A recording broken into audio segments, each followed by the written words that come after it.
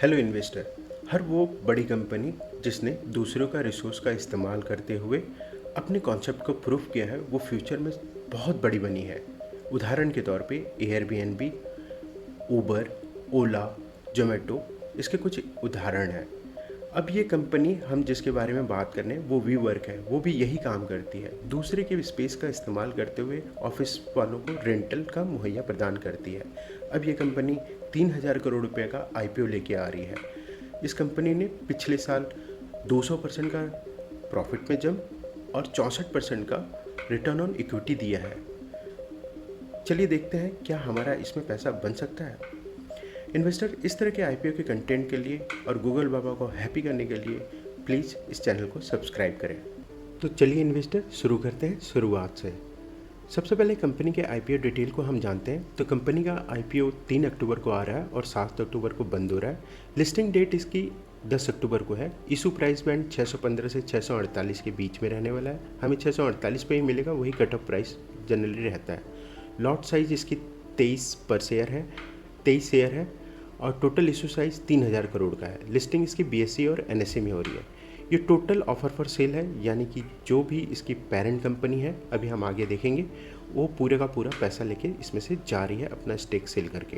Company में कोई भी फ्रेश इन्फ्यूजन नहीं हो रहा है। हमें कितना पड़ेगा एक लॉट का? तो हमें पड़ने वाला है 14,904 रुपये का।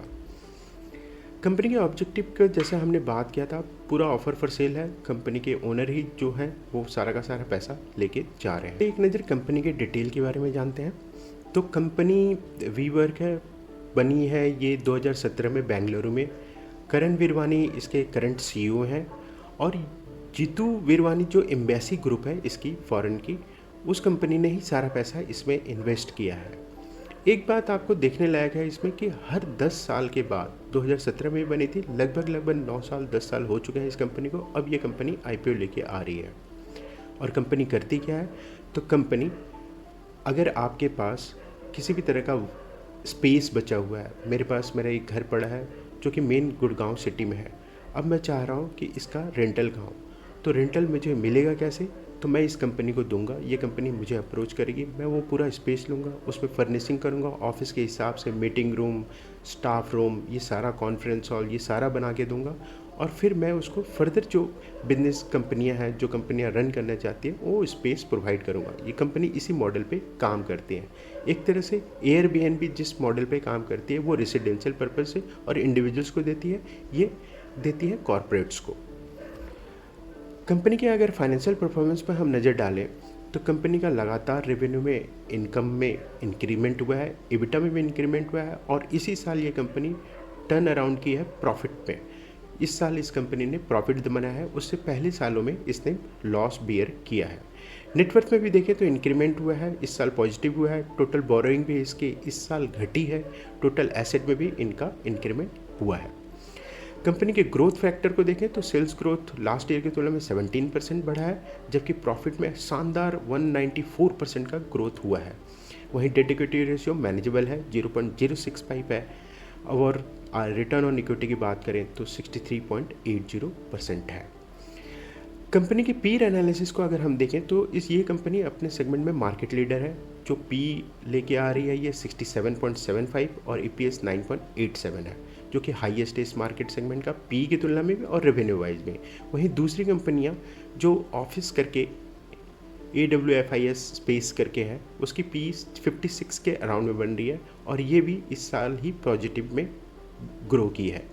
बाकी दोनों कंपनियां ही प्रॉफिट नहीं मेक कर रही हैं, इस वजह से उनका हम पी कैलकुलेशन नहीं कर सकते हैं। लेकिन आप देखें तो वी वर्क इंडिया इस सेगमेंट की मार्केट लीडर है। करंट वैल्यूएशन ये ईपीएस लेके आ रही है 9.56 का और पी रेशियो जैसा हमने देखा है 67.75 का इसका आ रहा है। तो इंडस्ट्री बेंचमार्क अगर हम निकालना चाहें तो हमने काफ़ी रिसर्च किया, उस हिसाब से 50 से 65 के बीच में है और कंपनी बहुत ही फेयर और स्मार्ट तरीके से इसी रेंज में अपना आईपीओ भी लेके आ रही है।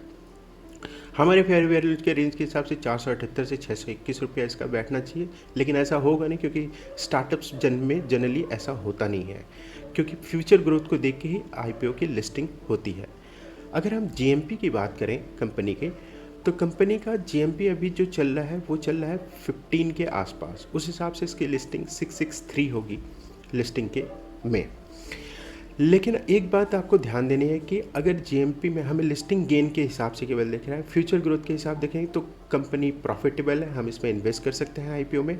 लेकिन अगर हमें लिस्टिंग गेन चाहिए तो उस दिन के जीएमपी पे ही ध्यान देना होगा। सब्सक्रिप्शन से मतलब नहीं है। आईपीओ बहुत बड़ा और बहुत छोटा नहीं है, मिड रेंज की आईपीओ है, 3000 करोड़ का आईपीओ है, तो आपको इसमें अलॉटमेंट मिलने के लगभग पूरे चांसेस हैं। तो जीएमपी देख करके लास्ट डे में जो भी होगा उसमें 3 बजे तक आप अलॉटमेंट के लिए अप्लाई कर दीजिएगा। चलिए एक नज़र कंपनी के स्वैट एनालिसिस को देखते हैं। सबसे पहले हम स्ट्रेंथ्स को देख लेते हैं कि इस कंपनी का स्ट्रेंथ कहाँ बैठ रहा है। तो फ्लेक्सिबल वर्क स्पेस का सबसे बड़ा डिमांड बढ़ रहा है। एग्जाम्पल के तौर पे देख लेते हैं, अगर मुझे एक स्पेस चाहिए, एक कोना सा ऑफिस चाहिए, मैं बहुत बड़ा रेंट देना नहीं चाहता, तो मुझे एक जगह मिल जाएगा, एक चेयर टेबल और साथ में खाने पीने का आइटम मिल जाएगा, वही काफ़ी है। और इस तरह का डिमांड बहुत ही ज़्यादा बढ़ रहा है, नए नए स्टार्टअप्स आ रहे हैं उनके लिए। टेक्नोलॉजी एडवांसमेंट से ऑपरेशन स्मूथ हुए हैं और कस्टमर एक्सपीरियंस फ्यूचर में भी बहुत बेहतर हुआ है। बेंगलोर और मुंबई, दिल्ली जैसे बड़े शहरों में इस्टेब्लिश्ड टेक हब के कारण इसका मजबूती के साथ ग्रोथ हो रहा है। जैसे फ्रीलांसर हुए, रिमोट वर्कर्स हुआ, कोवर्किंग लोग, ये सारे के सारे ये सब पसंद कर रहे हैं, ये इसकी ताकत है। वहीं हम अगर कंपनी के वीकनेस की बात करें तो कंसिस्टेंसी ऑक्यूपेंसी रेट बनाए रखना, मतलब एक पर्सन जो आए वहाँ पे और वो हमेशा ही उसमें रहे, वो उसी रेट पे इनको मिलता है। रेवेन्यू का शेयरिंग ये अपने लैंडलॉर्ड्स को देते हैं, जो भी उनका रेवेन्यू बनेगा उस पे देंगे। अगर वो ऑक्यूपेंसी नहीं रहेगी तो कोई बेनिफिट नहीं मिलेगा। ये सबसे बड़ी वीकनेस इस सेगमेंट की कंपनियों के साथ है। इंफ्रास्ट्रक्चर और सर्विस क्वालिटी मेंटेन करना भी उनके लिए ज़रूरी है, ये भी बहुत बड़ा वीकनेस है। कुछ कंपनियां तो अभी तक लॉस में ही है, जैसे स्मार्ट वर्क, वैल्यूशन पे उसका असर पड़ता है कि कब जाके ये प्रॉफिटेबल होगी। हाई डिपेंडेंसी इनकी मेट्रो सिटी में है, टीयर 1 और टीयर 2 में अभी पेनिट्रेशन लिमिटेड है, वहाँ के लोग अभी कम इसका इस्तेमाल करते हैं, अपना ही पूरा ऑफिस लेना पसंद करते हैं। अपॉर्चुनिटीज़ की अगर बात देखें तो एक्सपेंशन इनका टीयर 2 और टीयर 3 में है, क्योंकि वहाँ अभी डिमांड कम है। धीरे धीरे इंडिया की ग्रोथ स्टोरी जैसे जैसे आगे बढ़ेगी वहाँ डिमांड बढ़ती ही जाएगी। हाइब्रिड वर्क मॉडल और फ्लेक्सिबल वर्क मॉडल का एडेप्टेशन भी बहुत तेज़ी से बढ़ रहा है, उसके हिसाब से इसके अपॉर्चुनिटी की ग्रोथ में है। सस्टेनेबिलिटी इनिशिएटिव और टेक्नोलॉजी ड्रिवन सर्विसेज से डिफरेंशिएशन इस सेगमेंट में बिल्कुल पॉसिबल है। स्पेसिफिक सेक्टर फोकस है, जैसे आईटी, क्रिएटिव एजेंसी, क्रिएटिव निच मार्केट में इसके लिए अपॉर्चुनिटी है। वहीं अगर थ्रेड देखें तो इंटेंस कंपटीशन होते जा रहा है।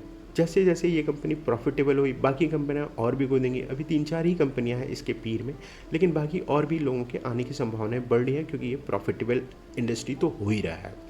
इकोनॉमिक स्लो डाउन से इसके ऑक्यूपेंसी रेट पे बिल्कुल सफ़र पड़ेगा।